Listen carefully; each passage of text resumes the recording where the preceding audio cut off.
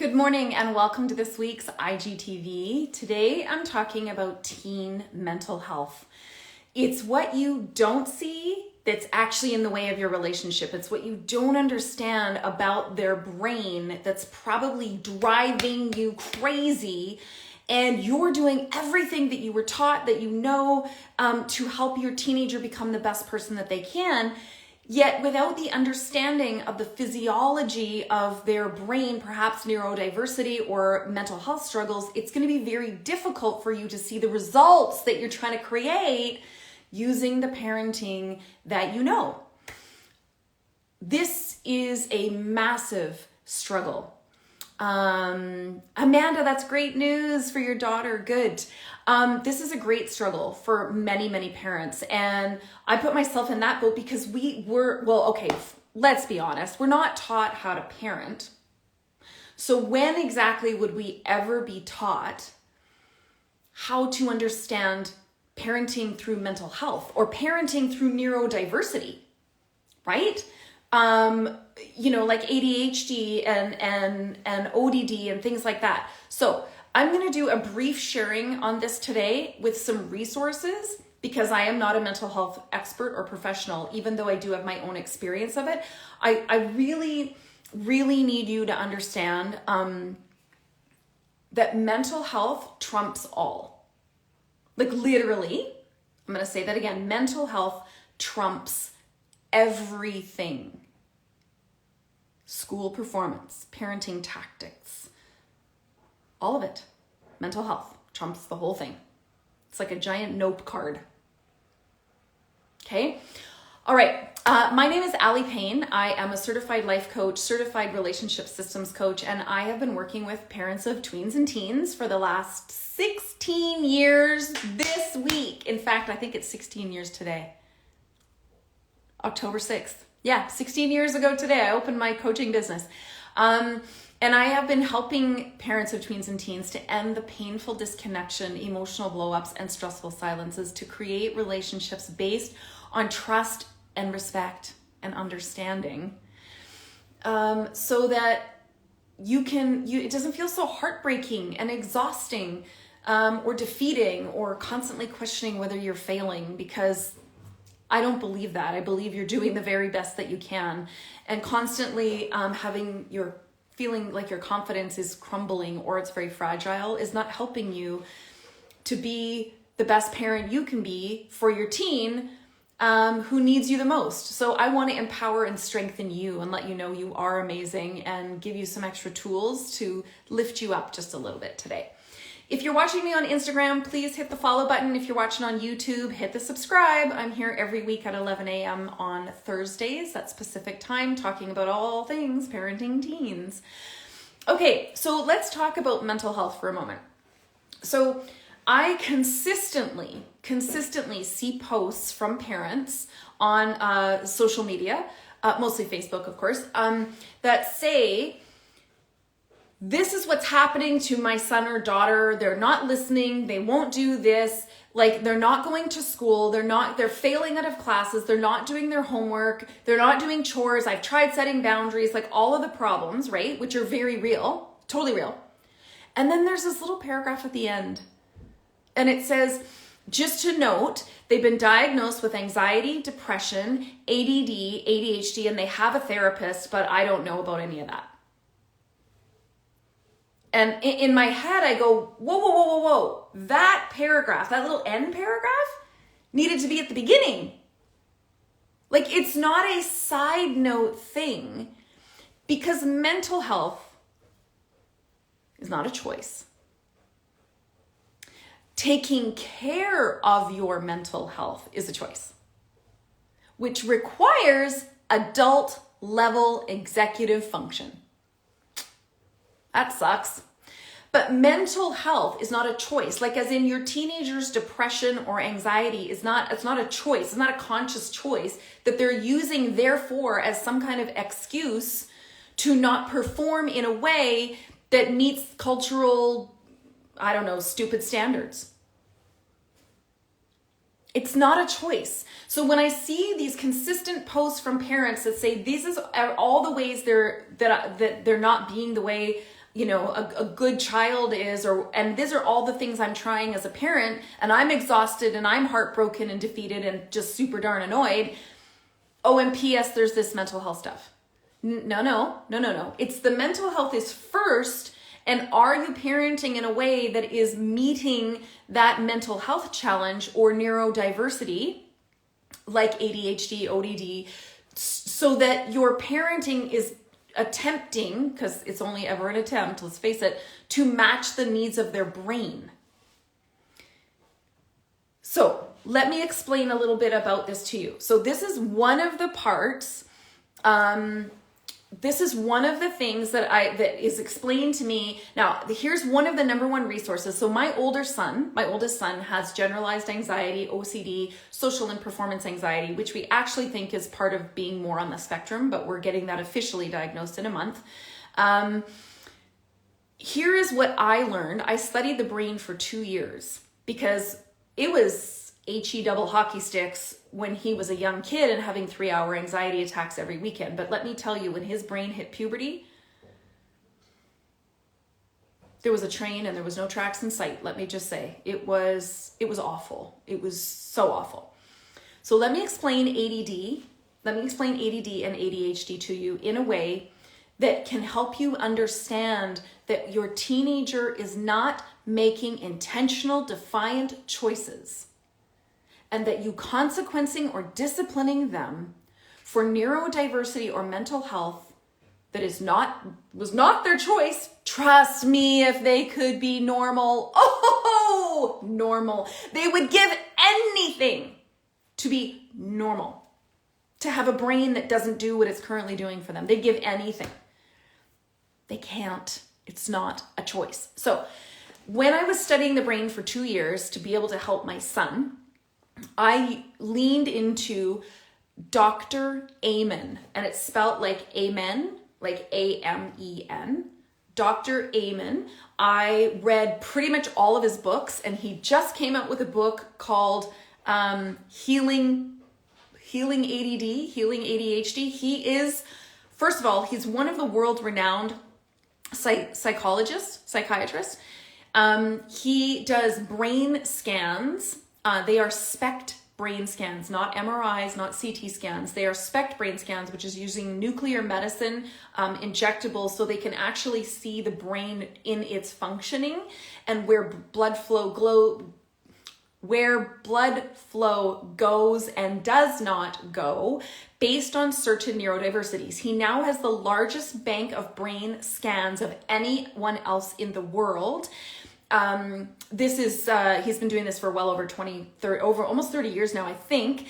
He can now look at a brain scan, a SPECT brain scan of someone and say, oh yes, they have this, because he is such an expert at it. So I have read pretty much all of his books to best understand and support my son.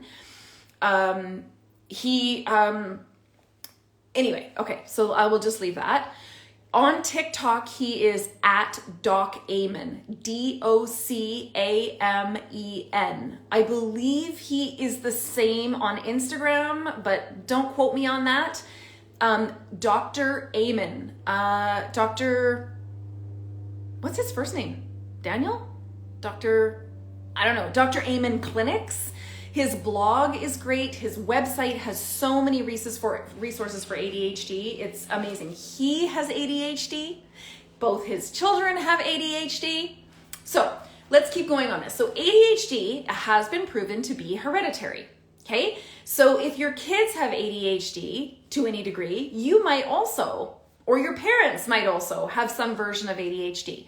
Doesn't make you bad or wrong. No, that's not a game we play here, because neurodiversity is not morality. They're not the same. Neurodiversity is not the same as morality. Okay, so let's separate that. So in an ADHD brain, there are new studies coming out that although it's called attention deficit disorder, it's actually being seen as inattentive because they lack the ability to focus. Now, here's actually what happens, because let's go back to, I'm going to keep reminding you, this isn't intentional. This is not on purpose. It's not because they are trying to be defiant, okay? Their brain, an ADHD brain or ADD brain, okay? They're the same in this one way. When you try and focus, so let's say I put a document in front of you, whether it's quite like heavy jargon or it's a math quiz or it's like a word riddle, anything where your brain is required to go to a state of focus, okay? A focused brain. What happens in an ADD, ADHD brain is the blood flow, increased blood flow that is required in the prefrontal cortex, frontal lobes, anterior something gyrus, I can't remember the name of it, but all that stuff up the front here, okay? The harder an ADD, ADHD brain attempts to focus, the less blood flow goes to that part of the brain. In a normal brain, when you need to focus, you will have increased blood flow to the executive and intellectual portions of the brain that process the information for critical analysis, problem solving, etc. In a normal brain, you'll have increased blood flow.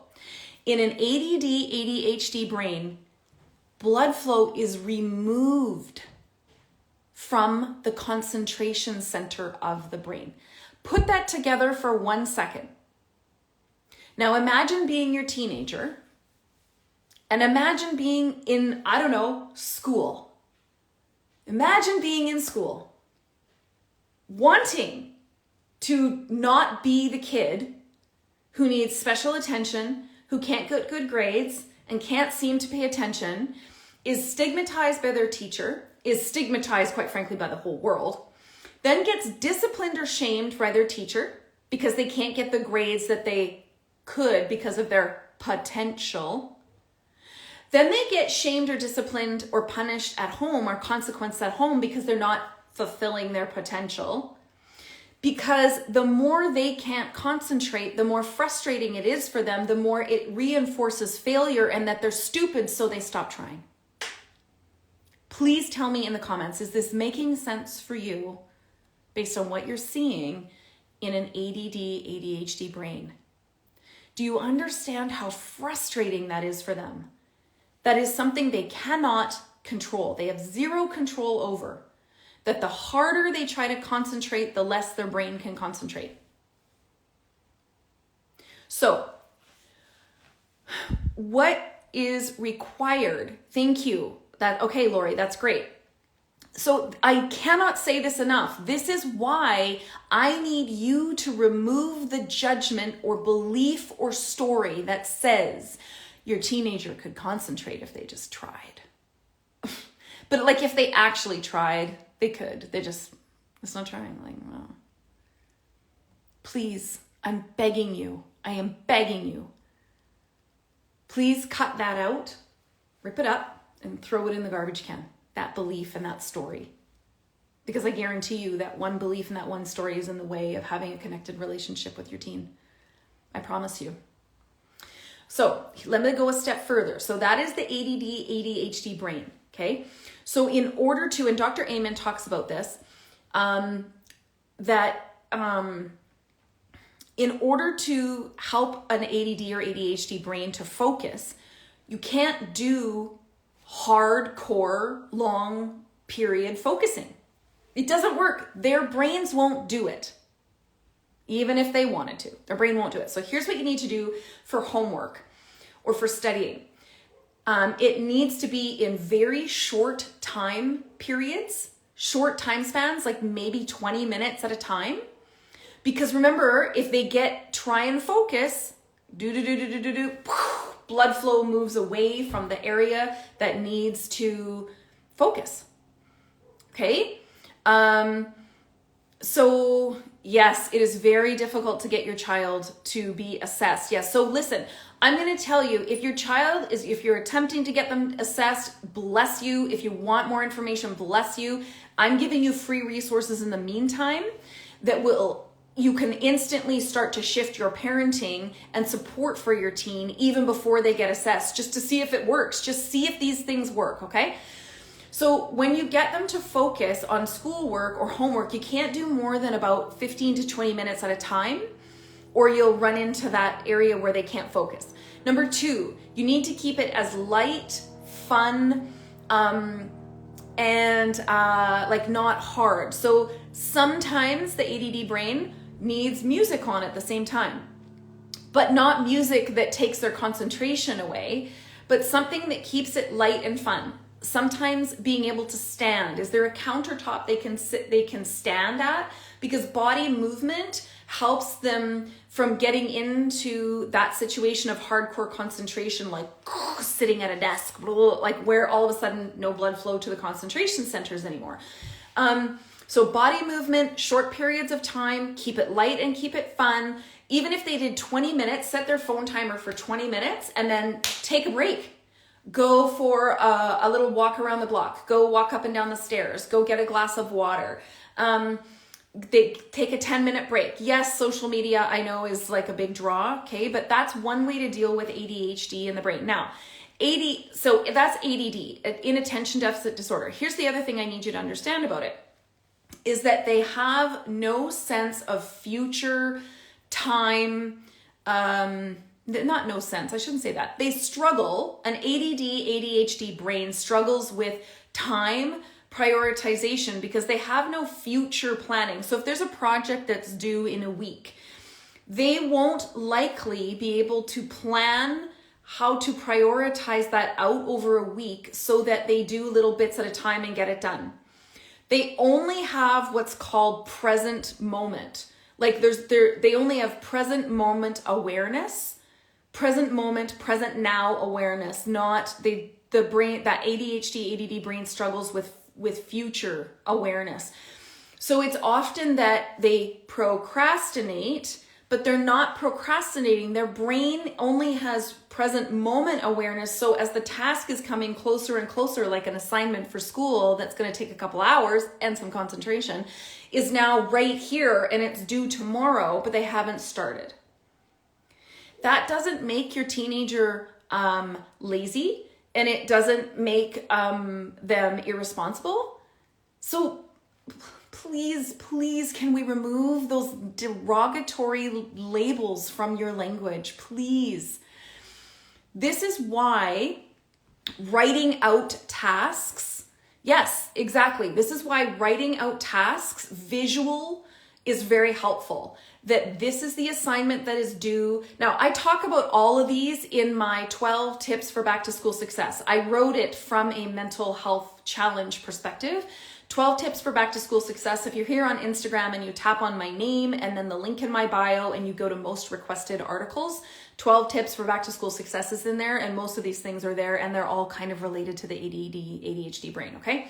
So some visual reminder of what is due and when it's due, and then what is required, like what are the small tasks within that project that can be chipped away at.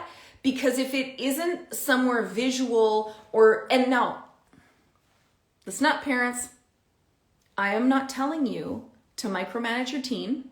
Nope, never said that. And I'm not telling you that you now need to get in the driver's seat of your teenager's schoolwork. That's not what I said. The fact that they have some kind of neurodiversity means you helping them develop strategies that work for them. So my one son, who I believe has ADD, he's very visual. So he's in second year university, and we bought him one of those erasable wall calendars, the big like 4-month one, and he takes his syllabus for his courses and he writes on the 4-month calendar what is due and when, because if he doesn't see it, it's gone. And he knows that about himself. We've taught him, hey, this is what seems to work for your brain, not what works for us. No, that's not what we said. This is what works for us. You have to do that. He's a visual person. I've learned that about him because I'm willing to learn who he is and what works for him. So when he went away to university, we were supporting him by saying, okay, so we've learned that you're a visual person. So what if we got you, and we asked permission first. We said, would it work for you if we got you a wall calendar to write things out? Or would you prefer an agenda? Or do you want to use your phone?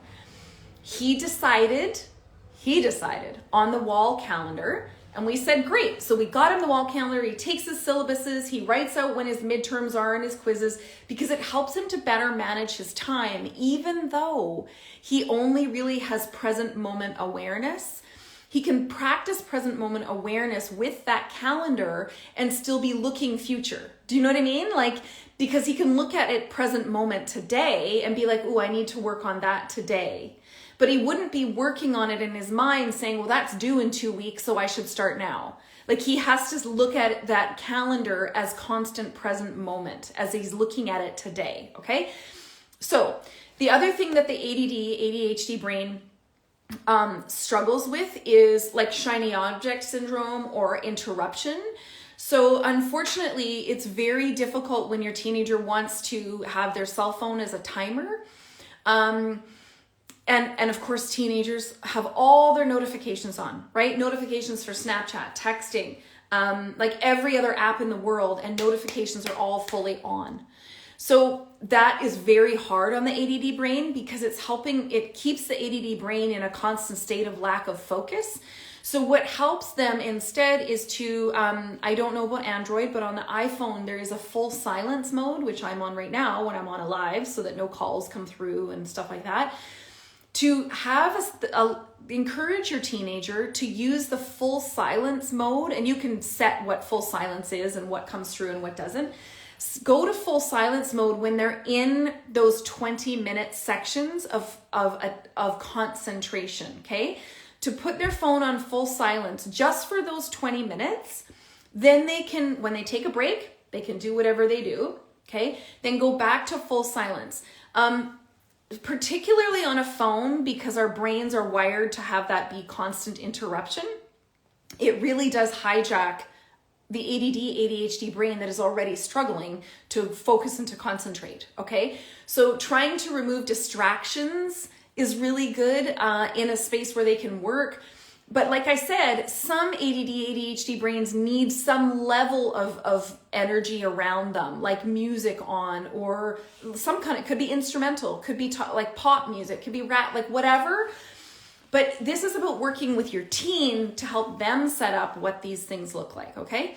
So ADHD brain also struggles with impulse regulation. Now the teen brain overall struggles with impulse control, okay? So their emotional brain, which is like the 2-year-old, I want what I want and I want it now. And so boom, it overrides the brakes. So the emotional brain is the gas pedal, okay? I want what I want and I want it now. And the intellectual executive functioning is the brakes. Now the teen brain already struggles with the brakes because they don't have executive function fully developed. The ADHD brain struggles with that even further and can struggle with that into adulthood. Okay, it's part of the wiring of their brain. It is not morality. Does not make them weak, stupid, dumb, less intelligent, or immoral because of the way their brain is wired.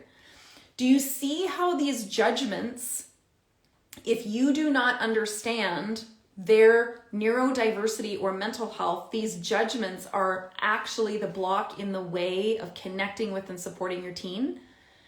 They can really get in the way. And look, I'm not saying I don't have, like, raising a son with neurodiversity is literally to this day the hardest thing I've ever done. So hard because it was years long. It went on for years. It was probably 8 freaking hard years. I spent much of that time crying my eyes out and trying to devour as much information as I could to support his brain, because to my frustration, I couldn't open it up, crawl in there, fix it, and close it back up and leave. Nope. Every day was a box of chocolates. I just had to keep dealing with what we got and do my ever-loving best to come from a place of compassion and support, not self-righteousness and judgment. And it was hard. It's still hard. Okay, so we've got lack of focus. We've got how to support them, impulse control. So impulse control, when they understand that it doesn't make them less than, or it's not a moral judgment, that they struggle with impulse control, this means acting out in class. It's about a scratch. Imagine you had a scratch. You had an itch, and it needed scratching, and you have an itch. Like, you know that feeling in your body when you have an itch and you're like, ah! And you need to scratch it. That's their impulse regulation. It's an itch that they instantly scratch because there's no breaks in their brain to say, wait a second. So what you can help your ADD, ADHD brain do is say, okay, what is the itch? Like, help them to kind of dial back. What was that moment when your emotional brain had an itch? Like, you need to get up and move. You needed to slap your hands. You needed to verbally blurt something. You needed to whoops, sorry. I should watch my excited feet. What was that moment when you had the itch? And help them to begin to, and this takes time, my friends, I'm sorry, this is not an overnight thing. Help them to identify what's the itch. What is the itch? Because then you can help them to develop better or different coping strategies on how to scratch it. Instead of acting out in class, perhaps being disruptive to others, which, okay, they're still going to be disruptive to others, so whatever. But if you can help them to identify what the itch is, then you can say, okay, because we're not going to shut that down. They can't shut down the itch. They can't. So let's just say that. They can't shut down the itch, okay? But then you can help them to say, okay, what if you did this instead? What are some other options you could do to scratch that itch that would be perhaps more constructive for you, more constructive for the people around you, and you still got to scratch the itch, because that is how you become their ally, and then you can advocate for them in school. You can advocate for them with their teachers, with the administration, that they have an itch inside their brain and they lack the breaks to say when to do it, but they need support. They still have to go scratch the itch. You go tell the teachers and the administration, oh yeah, have you ever had an itch and then I tied your hands together and you couldn't scratch it? And what if it was in your brain? What if that itch was in your brain and you couldn't scratch it? How would you feel? How would you feel? So this is partly the impulse control that they lack. Now, as far as another resource goes for executive function, Dr. Anne Louise Lockhart. I am so grateful to call my friend. She's the most incredible person. Dr. Anne Louise Lockhart has been posting recently on Instagram about executive function and executive functioning and what it does and what gets in the way. So to better understand executive functioning, now teenage brain already lacks prioritization, time management, impulse control, emotional regulation. They don't get accountability or responsive. Like, those are adult level concepts that the teen brain doesn't fully have. So again, I need you to remove the condemnation or judgment that says your teenager is somehow weak, less than, stupid, needs disciplining, punishment, or consequences because they don't fully understand those concepts. Because I'm going to tell you right now, that's negative reinforcement, and you are actually moving them away from learning them and reinforcing failure rather than being their mentor. Because, by the way, these concepts, those big concepts in the brain, those take years to fully develop. Years. So on a day-to-day basis, you can mentor them on developing those concepts from a place of compassion, love, and respect. That is positive reinforcement, where you acknowledge when they got it even this much. You are reinforcing when they get it, and you are asking them, what did that feel like? What worked about that for you? What didn't work about that for you? So you're helping their brain to write the synapses, to connect the neural pathways in those skills in their own brain when it's emotionally safe, because they don't feel crapped on or judged or criticized or made a failure. because they didn't get it the way an adult should when they don't have adult capability anyway. Okay, so that is the ADD. I wanted to talk about that. Here's the other thing I wanted to talk about anxiety and depression, because this is another thing where I consistently hear from parents that their teenager is acting out or not doing what they want them to do. And then at the very end, there's this caveat where they have anxiety and depression. I had an anxiety attack the other day. My son actually had an anxiety attack on the same day. We're quite a pair, aren't we? Us. I had an anxiety attack around, number one, I had a lot to get done. So there was a lot on my plate. Okay. Number two, it was the day I filmed the video about how to teach your kids about not lying, how to work with why lying happens in the brain.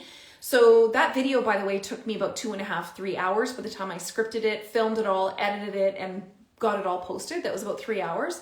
And I had a whole lot of other things on my plate that I needed to get done. And so I got overwhelmed. And so my anxiety started to rise. And when my anxiety started to rise, my brain goes offline. I'm not able to function or focus really well. So then I start kind of going around the house because I know I need to be doing something. That's my itch. My itch is I need to be doing something so that I can feel like I'm reducing overwhelm, but my anxiety won't let me start because I go into procrastination because of fear. I'm not going to get it right. And for me, most of the time I notice that it's a fear. What if it doesn't work out the way that I hoped? Or what if it doesn't work out the way I wanted? Or what if what if the video doesn't land?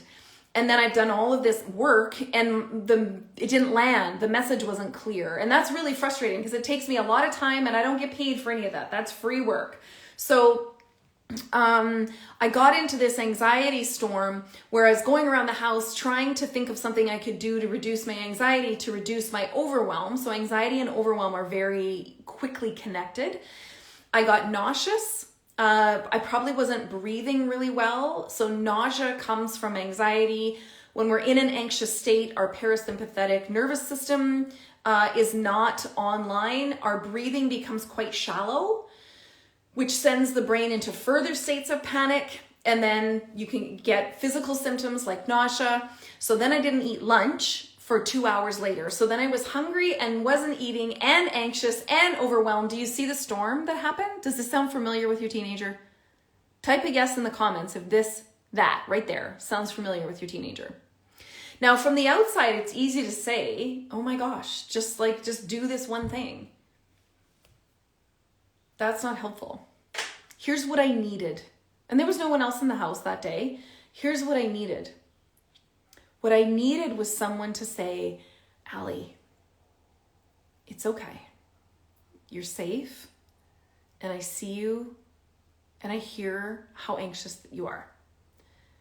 Tell me what's going on. And then I was super frustrated because I was in that hijack state. And I was like, I have so much I have to get done today. And if it doesn't get done today, then this and this ends up happening, which I was under some time constraints. Okay. I was frustrated. I'm like, I just want to do this. And my creative brain is like the part of the itch is it needed to get this video done because my creative brain wouldn't let it go. My perfectionistic brain was it needed to be done in a certain way that it landed. And I had all of these things colliding. I can feel myself getting worked up just talking about it.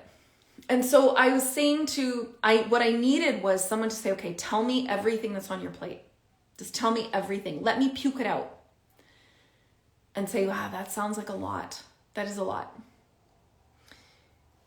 What feels like the best first step? What feels like the best first step right now? But then I also needed to know that someone believed in me. To say, I believe in you. It's okay. I know you've got this. You're good at this. I believe in you. Because my equal to what was going on in my brain was, no, this isn't going to be right. You're going to suck at it. I start to question, my confidence starts to go down. So this is an anxiety storm, okay, for me. Now, I ended up getting it done and I got done what I needed to get done, but I didn't get it done till 1 a.m. because I had so much other work and that 2 hours has now passed, 2 hours of my day that I needed. So I paid the price at the end, and then I was still frustrated. I actually was finished at midnight, but then my anxiety had jacked my adrenaline. So then I didn't get to sleep till 1. Okay, so this is an anxiety story. And then my son had an anxiety attack that night. He came doesn't happen very often, but he was in a bad state and came into my room at 2:30 in the morning. Said, "I'm not okay, Mom. I am not okay. I've been staring at the wall for 4 hours. It's getting worse. I don't know I'm not okay." I'm like, "Okay, great." So we sat and we talked about, I did the same thing for him that I really wanted and needed someone to do for me. But there was no one in the house and I didn't reach out. So I validated him. I validated what his stressors, because they're all real. So what's the point in telling them, well, those aren't really, it's not that bad. You don't have, that's so invalidating. I validated his stressors. I let him talk about his fear. What was the fear driving this? His worst case scenario. We went way down there. And then I let him talk about, okay, so what is the best case scenario? Even if you can't imagine it and it feels completely far-fetched, what's the best case scenario? What might happen around his situation? And then we talked about that. And then I said, okay, so what is most probable? So I helped his brain to create bookmarks. What's the worst case scenario? What was the best case scenario? And what's most likely? And in that, and this doesn't happen every time, he had quite a shift. He had quite a shift in his thinking. He was like, he challenged one of his stories, his anxiety stories. He challenged one of them and was like, well, that's dumb. This is his words. That's dumb. That's not even true. That's not true. That's just a stupid story. And I'm like, okay, all right. And that was a major breakthrough. And I just want to tell you, that doesn't happen every time, but he had a major breakthrough at 3:30 in the morning. But this is how the anxiety brain operates. Okay. So I wanted you to understand the inside of anxiety. Anxiety is not just anxious. Anyone can be anxious about something. That is a momentary or situational occurrence. That's anxious. I'm feeling anxious about an exam. I'm feeling anxious about whether I'm going to make the team. I'm feeling anxious about my driver's test. So there's anxiousness. Okay. Then there is anxiety. Anxiety is prolonged worry. So it is not big things. It is small, prolonged worry over time that begins to impact daily life. So if your child is refusing to go to school, that's anxiety. Refusal is the opposite side of the root, which is fear, which is anxiety. Anxiety, my friends, is not up for judgment. Because perception is truth. Perception is reality. So in the moment where your teenager is anxious, that is their truth. So invalidating it, what good is that going to do? That just drives them further into the anxiety. So if you've got school refusal, you've got anxiety. There is a fear story that they have about something which may be true. It might be that lacking, and it can come from a lack of confidence, not necessarily, but this lack of, or the fear story can come from a lack of confidence. Sometimes I think that's common for me. I begin to question myself. It can also come just from a fear of a terrible thing going to happen. So we need to give that airtime and we need to give that voice. If you've got school refusal that's based in anxiety and you're forcing your teenager to go to school, you are invalidating and ignoring their anxiety that is going to build in their body. And you will probably see physical symptoms at some point, like nausea, puking, migraines. Anxiety manifests in the body in a number of ways when it's not managed. And the school refusal is about a whole lot of other things too, okay? But it's not what they're worrying about, and it's not up for you to judge what they're worrying about. Anxiety is small worry that builds over time. Now, here's what I want to tell you about ADHD and depression, because I want to talk about depression for a second.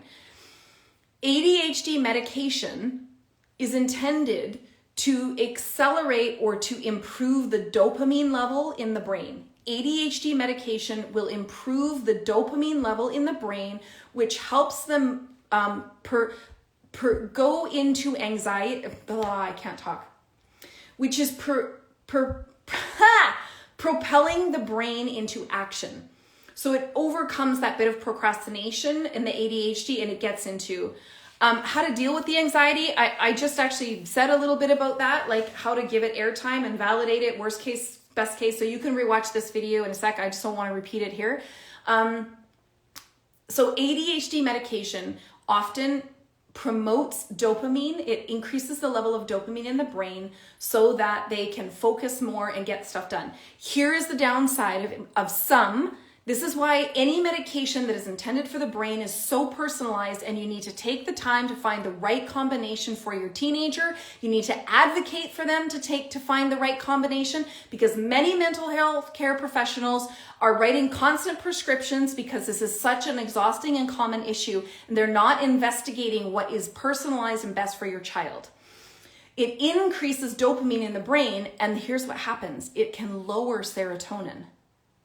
It can lower serotonin. So then you have an ADHD child who now just feels numb because they don't feel like themselves anymore because their dopamine is up, but their serotonin is down, which means the side effect for some ADHD medications or ADD medication is depression. If your child is already feeling depressed, and this is again why you've got to advocate for your child to understand their brain, that this is not a choice, this is not intentional, and what they need is the right combination of medication that increases the dopamine at a level that is healthy and safe for them, where they also have significant or sufficient serotonin so that they're resilient against depression. Now here's a quick description of depression for you in the brain. Depression, you know when you go to the dentist and you have, that you put on that lead blanket when you get an x-ray in your mouth, that lead thing on you? Okay, that is depression in the brain. In the brain, depression feels like wearing that lead blanket every day. Imagine for a moment that your teenager is a Jedi, but they're the only Jedi in their brain. They are fighting, the dark side every friggin' single loving day. They're the only one fighting in there against the dark side. Relentless. And then what you see is exhaustion, apathy. All they want to do is either watch TV or be on their phone, but they don't engage in other things. They have no energy. They have no motivation, no nothing. My friends, that is depression. But what you don't see is that they're fighting every single day. And as much as you love and support them, you cannot get in there and be a second Jedi. You can't, but you can be their ally here. By helping your teenager to find the right medication. Now, I hear a lot of parents say to me, they're not depressed, they're just lazy. They're just lazy. Okay? Well, I'm telling you right now that judgment and that belief system is not helping your teen and probably driving them further into depression. Depression can be situational. Okay, the teen brain is quite susceptible to it because their self-confidence drops 30%. It can also be a physiological thing where their brain is lacking serotonin or serotonin uptake. There's a bunch of science behind it that Dr. Amen talks about. Depression isn't a choice. Anxiety is not a choice. ADD or ADHD is not a choice. Okay? The depressed brain says, I know you want me to care. I know I need to care about these things. I can't. Because you see, in order to care about those things, I need to stop being a Jedi and stop fighting for literally my life, like survival. So I don't have any bandwidth left to care about school or care about sports or care about these other things because I'm fighting a battle every day in my brain that you don't see. Anxiety says, or ADD says, I know I need to care about these things, but I don't know how. Like, I know I need to focus on this thing, but I can't seem to make myself. So get diagnosis from a medical healthcare professional. Be your teenager's ally by removing your own or checking your stories that they are doing this intentionally to be defiant, lazy, or irresponsible. If you do that one thing, you will instantly improve your relationship with your teen. By supporting what is true for their brain, not denying it because you don't experience it, because that's not empathy, my friends. That's judgment, criticism, and righteousness. Just because you don't understand and you don't experience anxiety, ADD, ADHD, or depression doesn't mean that they don't have it and it's not true for them. And I'm going to say this one more time. Mental health trumps everything. Everything. So when I see Facebook posts that talk about all these behavioral issues and they're looking for support from me for their teen, and then the bottom paragraph says, by the way, they have anxiety, depression, ADD, they have a therapist and medication, blah, blah, blah. I'm like, no, that paragraph should be first. That should be first. That's first and foremost. It trumps everything. If you want to understand more about mental health and how to exactly support your teenager, I am currently offering the Empowered Parent Mastermind, my signature 8-week program. I am offering it in a self-paced program. It is available right now for early bird savings. That's $200 off using the code earlybird200. You can, if you're on Instagram, you can tap on my name and then the link in my bio.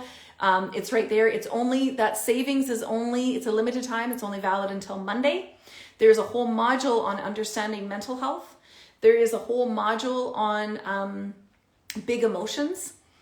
And if you want my 12 tips for back to school success, you can find that via the tapping on my name, then the link in my bio, go to most requested articles, and the 12 tips for back to school success are in there. It's written from the perspective of neurodiversity and mental health challenges. Okay.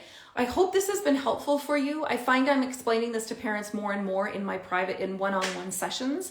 So I wanted to do this today in order to enlighten and share information that we are not being told. Again, for resources, please check out Dr. Amen. It's Amen, Dr. Daniel Amen. He just wrote a book called Healing ADHD or ADD. He has ADD. He's an ADHD specialist. His children have ADHD. He's a world-renowned psychologist, psychiatrist, one of the two.